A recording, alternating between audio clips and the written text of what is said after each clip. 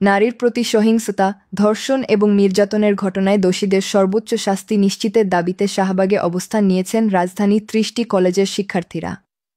আজ মঙ্গলবার ১১ মার্চ বেলা 11:30 থেকে ছোট ছোট মিছিল নিয়ে এসে তারা শাহবাগ জাতীয় জাদুঘরের সামনে অবস্থান নেন।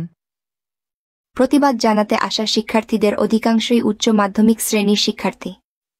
এ সময় তাদের তুমি কে, আমি কে, Asiya Asiya, justice justice, we want justice, ফাঁসি ফাঁসি ফাঁসি চাই, ধর্ষকদের ফাঁসি চাই, আমার সোনার বাংলায় ধর্ষকদের ঠাঁই নাই, জালোরে জালো, আগুন জালো, ধর্ষকদের গদিতে, আগুন জালো একসাথে ইত্যাদি বিভিন্ন স্লোগান দিতে দেখা যায়।